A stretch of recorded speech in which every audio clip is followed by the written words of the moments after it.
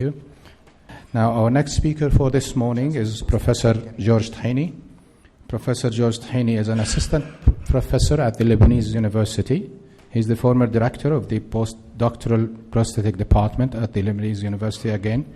He's a former chairman again of the prosthetic department. He's doctor in dental surgery from Joseph University in 1988.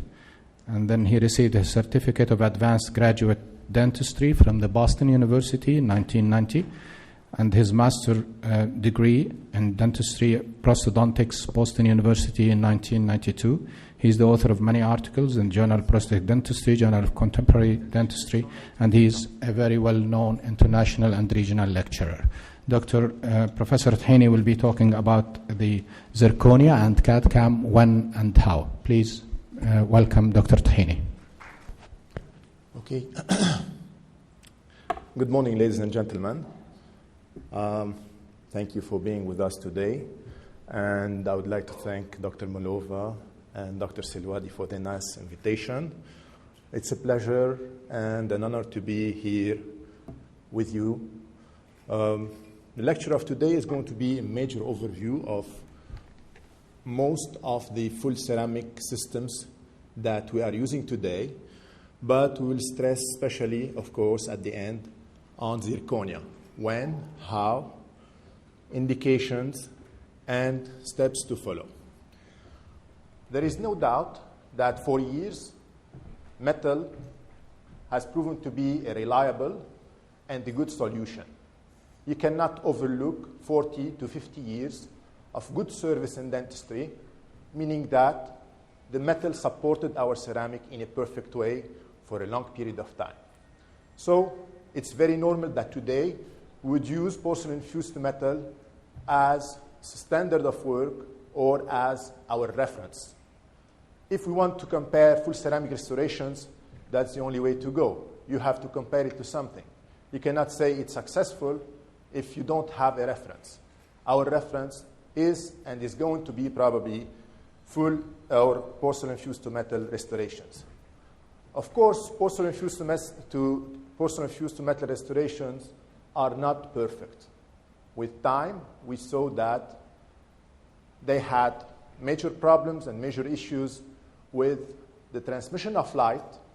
And of course, as you can see, the metal is going to block practically 90% of the optical capacity of the tooth, meaning that you will not have the translucency, the fluorescence, and all the properties of the light going inside of that tooth and being reflected the way you want it to be. The second issue with alloys is, of course, corrosion byproducts, but also allergic response to the alloys that are placed in the patient's mouth.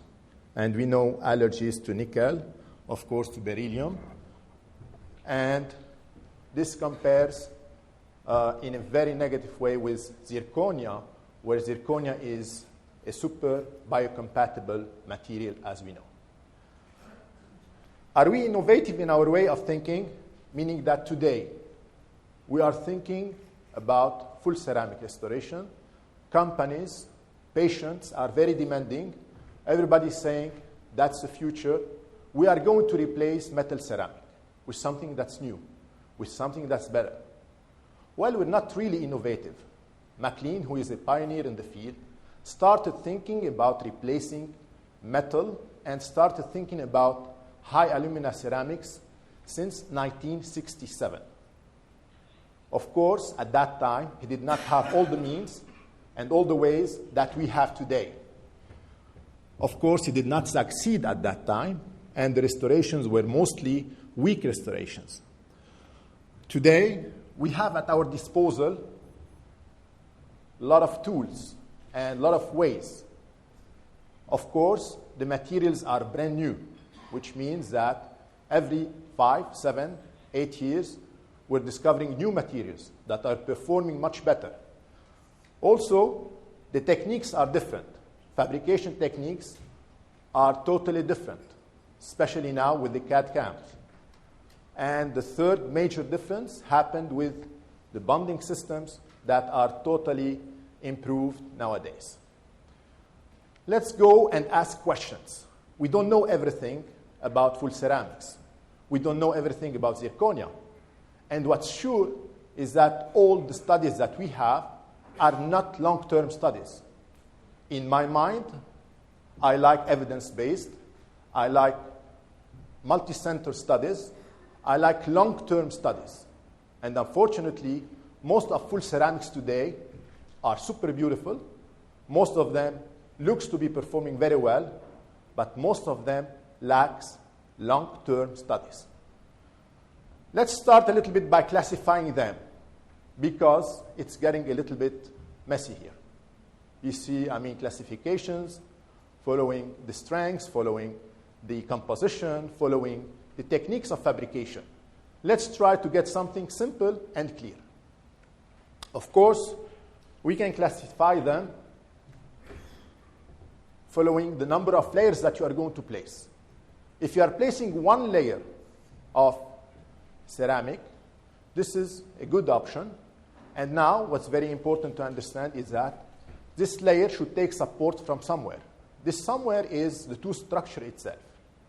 In order for those uni-layered, that we call uni-layered ceramic, to be strong enough, they should be bonded. In other words, for the stress to be transmitted from the porcelain to the supporting tooth structure, you have to have a reliable intermediate between the two.